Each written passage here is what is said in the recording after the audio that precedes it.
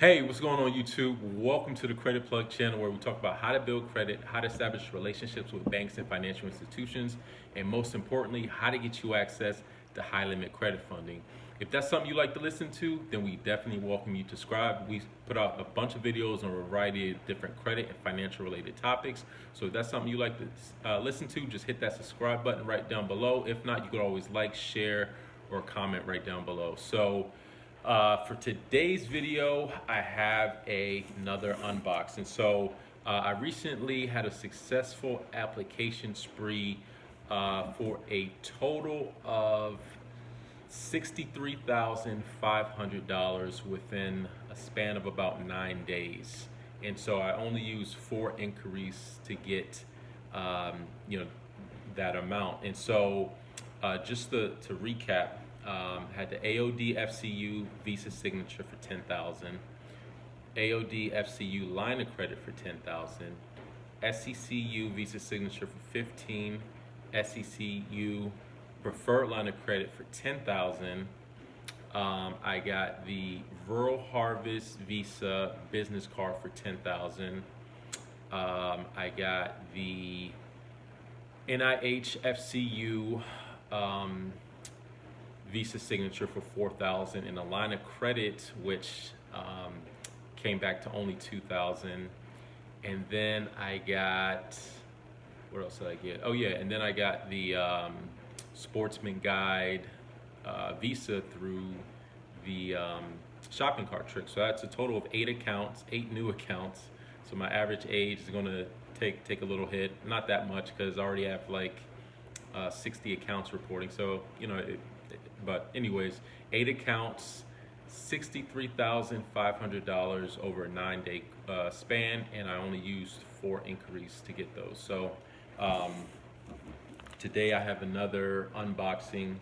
So I think I know what this is just based on what's on the outside. So this is going to be the NIH Federal Credit Union Visa signature. So here we are. All right, let me just take this sticker off so I'm not revealing my account information.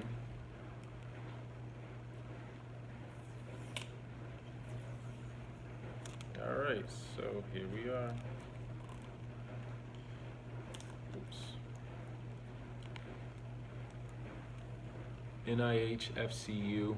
So this actually has a 0% APR offer for 12 months. Unfortunately, this was actually one of the lower approvals out of the cards that I got approved for, just $4,000. But I'm beginning to learn that NIHFCU is actually somewhat conservative. But then at the same, because I did a synchronized application, and so I explained that in the webinar over the weekend about synchronized applications, because both NIHFCU as well as SECU of Maryland both pull Equifax FICO 5. So I did those applications at the same time, and as a matter of fact, I believe just in the order that it's on my credit report, it looks like the NIH one hit first and then SECU hit afterwards. So, but they were both within like 10 seconds of each other. So I think, I don't think they influence, the approval odds, especially since the NIH one, I'm assuming, query Equifax database first. So yeah, I'm learning that NIHFCU is a little bit more conservative than some of the other financial institutions. Or at least maybe this is just my first card, but maybe they'll give higher limits down the road. But $4,000, I mean, I can work with it. I'm not complaining at all. I'm glad to have been approved. And so I've actually had this account for probably, I want to say, at least 7 or 8 months. So usually when I'm, I'm not going to say plotting, but when I have a certain credit union or credit product in mind, I'll generally, open up an account, just like a savings account, let the money sit for a couple months until I'm actually ready to apply That way, the bank has a little bit more information on me, and hopefully, that holds a little bit more weight when it comes to actually seeking out some type of credit. Um, and so, yeah, I waited quite a while. There was no rush. I just, had a little bit of money in there, I think like $250. And so I applied for the visa signature, like I said, at the same time as SECU, got the 4,000, which I was actually pretty surprised how low it was. But I'll definitely use that as an opportunity just to build some credit with them, some history with them.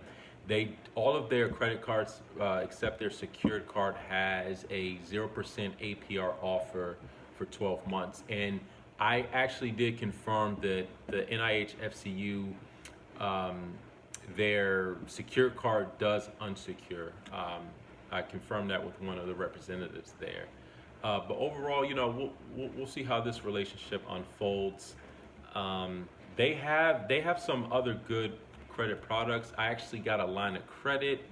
Unfortunately, they wound up countering down to only $2,000 on the it's called the Checkmate line of credit. So overall, I only got about $6,000 worth of available credit from NIHFCU. Again, they use the same credit pool and when I got the line of credit, it was probably a week later. So they use the same credit pool, which is good for 30 days. So that's another strategy too, how you can utilize one inquiry to get multiple accounts, and that's going to increase your odds of getting approved, because they're not pulling your credit report again to see all the other inquiries that you may have gotten within the time when you were initially applied to when you applied for your second account. So that's another little strategy that you could utilize, just identifying those particular institutions that allow you multiple credit applications using the same credit inquiry within either I know generally it's like 30 days, but I know some institutions as long as 40 up to 45 days where they'll still use that same older hard pull. So that's definitely a good strategy to undergo. But otherwise, I'm definitely going to utilize the 0% APR offer. Even though it's only 4,000, I'll definitely take advantage of that. And yeah, I mean, that's all I really wanted to share. NIHFCU is a little bit more restrictive in terms of getting a membership. So unless you're in like the biomedical field or that's one of the only, so you have to be like in one of the health fields. So if there's any subscribers out there who are in the health space, I know there's a handful of them who told me that they're either working in the healthcare field.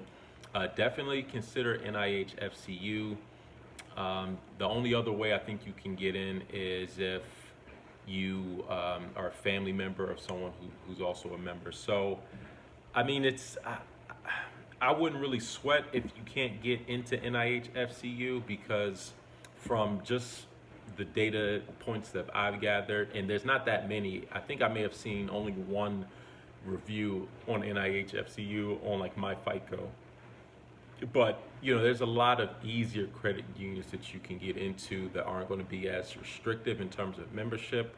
I actually got lucky and was able to find a way in, but even throughout that process, they were still kind of iffy in terms of granting me membership. So, they want to see your company's website. They want, generally, like I said, NIH, the National Institutes of Health, they're one of the branches of Health and Human Services. So one of the original requirements, I think you had to actually have an NIH badge to actually join. But luckily, I was able to get in through another way.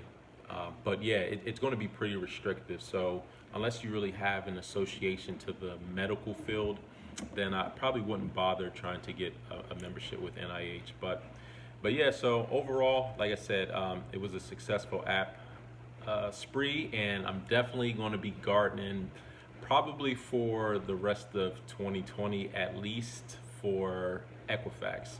But some of these accounts are already hitting my credit report. So one thing I mentioned in a couple videos, as well as in like the webinar over the weekend, inquiries aren't, I know a lot of people ask me like, what about inquiries? What about inquiries? Inquiries are not that much of a factor, to be honest with you, especially when you have a very, very thick credit profile, because there's enough data to really mitigate having a lot of inquiries. At the time when I applied, for both of these cards, I had about 17 inquiries on my Equifax report over the last 2 years. So, I already had a lot of inquiries, a lot of them coming from 2019. So a lot of them, barely even like a year old. So with inquiries, I would say there's ways around that. You could even look on my FICO forms, like there's much more established people who have, millions of dollars worth of credit lines, and they have a lot of inquiries. There's one guy on there with like 90 inquiries, but at the same time, he has about like 1.5 million worth of available credit. So there's other mitigating factors. When you have a thick profile, inquiries become less of an issue. But what is an issue is the recent accounts. And so the thing with inquiries, right? If you're applying for a card, if you're applying for multiple cards to pull from the same credit bureau, then the inquiries are only going to really matter for that particular bureau. So like in this case, since these were pulling from Equifax, my TransUnion and my Experian inquiries aren't being affected. But what will be affected is once these accounts report, because they're going to report to all three bureaus. So there's a short window of opportunity for you to do your application sprees before those accounts actually report. So if you're going to do application sprees, do the synchronized applications for a particular bureau. So, and do your research beforehand to know which credit products are pulling from which bureau. So if you have, 2 credit unions or 2 cards you apply for that pull from Equifax, do those simultaneously. You could do the Experian simultaneously, TransUnion simultaneously. But then there's a short window because like the SECU, this card actually reported pretty quickly. I want to say within a couple days, like it was reporting on my credit. So even before I even got the card. As a matter of fact, both of these reported before I even got the card. So yeah, that's just one little tip. But anyways, that's all I wanted to share for this video. Until next time, y'all take it easy, and we'll talk to you soon. Peace.